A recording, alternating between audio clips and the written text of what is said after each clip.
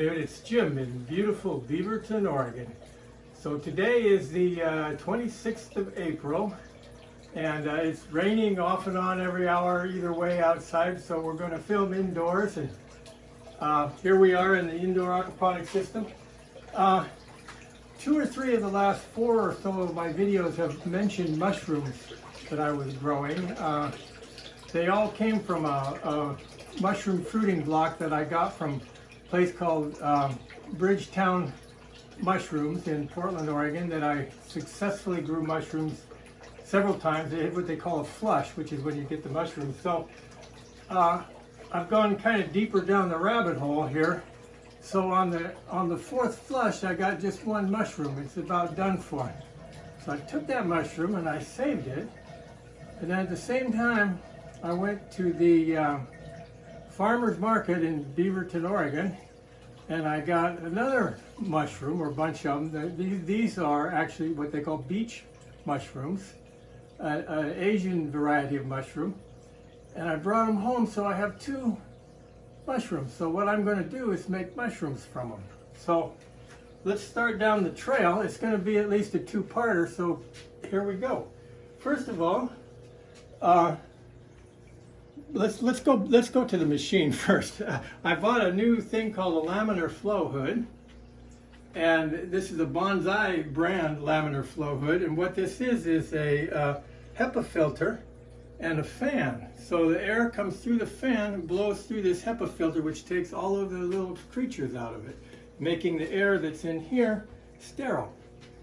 So you can carry on operations in this area right in here without anything from the air coming in you. So we put this in the bathroom next door, much smaller area, and we run it, cleaning the air for an hour or 2.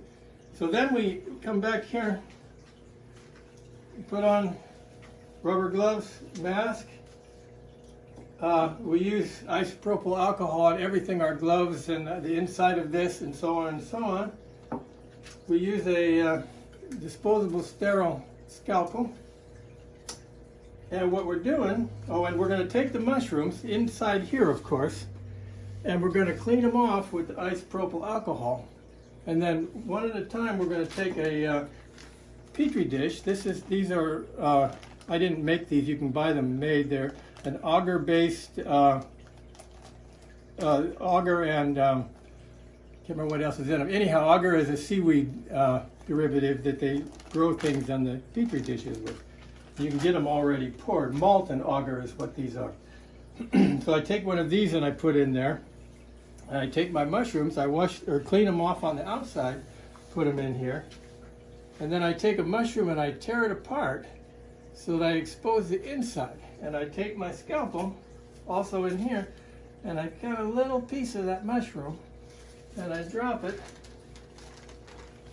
I open the lid and I drop it on that petri dish. I close the lid back up. Then I take, this stuff is called parafilm, and it's made out of, guess what, paraffin. Pull it out, cut a piece off, and it stretches all the way around the outside of that petri dish. You'll have to play with it a couple times to get the hang of it. It's kind of cool. I've never done it before. All I do it in here. And so there I've got, and I did one for each mushroom. So I have a petri dish with mushroom in it. Now, you wait a week or 2, and you end up with something like this.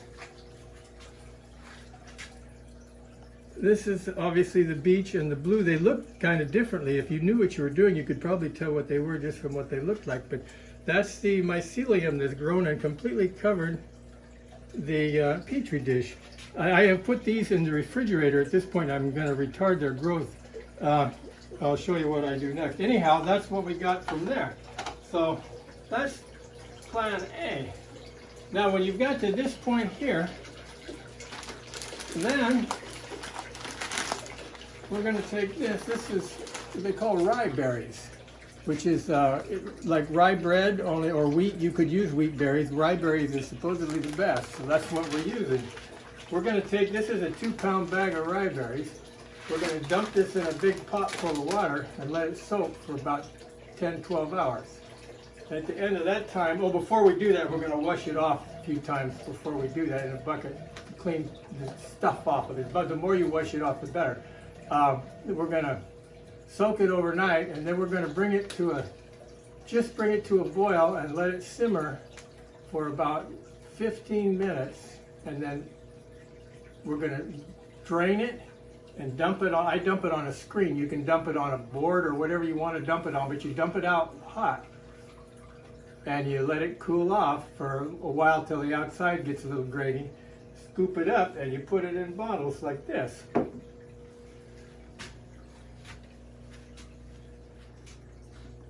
And then we do the same operation under here. We take a piece of this.